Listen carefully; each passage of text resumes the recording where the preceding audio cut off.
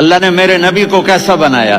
ایک بدو عورت ہے، انپڑھ عورت ہے، ام معبد الخزاعیہ، وہ میرے نبی کا حلیہ بتاتی ہے.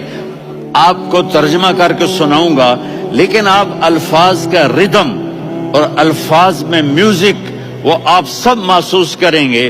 وہ بدو عورت کہتی ہے رأیت رجلا ظاہر الوضاء ابلج الوجه حاسن الخلق لم تعبه ثجلا ولم تزر به سعلا وصیم قصیم في عينيه دعج في أشفاره وطف في صوته سحل في لحيته كثافة في عنقه سطع وصيم قصيم أكحل أحور أزج أقرن إن تكلم علاه البهاء وإن سكت فعلاه الوقار وكأن منطقه خرزات نظم ينحدرن.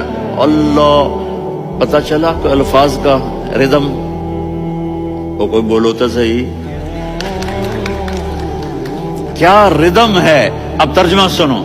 وہ کہتی ہے اپنے خامد کو کہ ابو بابت، ایک شخص آیا تھا، مجھے یوں لگا جیسے 14ویں کا چاند کپڑے پہن کے زمین پہ اتر آیا ہو. سبحان اللہ، کیا انتہائی خوبصورت، انتہائی حسین و جمیل. پیٹ نکلوا نہیں کہ بدصورت ہو جائے. پیٹ نکلاؤ تو آدمی سجے پاسے پیٹ کھبے پاسے، پیٹ سجے پاسے آپ کھبے پاسے. ارے بھائی سمجھ کے کھایا کرو، ہم کھانے نہیں آئے، زندگی گزارنے آئے ہیں. رمضان میں کیسی تباہی پھیلاتے ہو، سموسے بھی، پکوڑے بھی، مچھلی بھی، مرغی بھی، پھر اوپر سے 7 اپ. وہ کہتے ہیں اس میں تو گیس ہوتی ہے، اس کا گیس باہر نکلتی ہے تو ڈکار آتا، کہتا شکر ہے ہاضمہ ہو گیا. وہ ہاضمہ نہیں ہوتے، رسط اناس ہو گیا.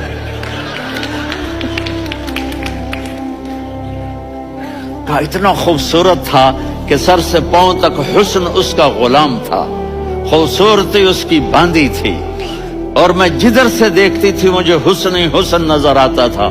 اور جب میں اس کے چہرے پر دیکھتی تو میری آنکھ نہیں بھرتی تھی، میرا جی چاہتا تھا میں دیکھتی جاؤں دیکھتی جاؤں.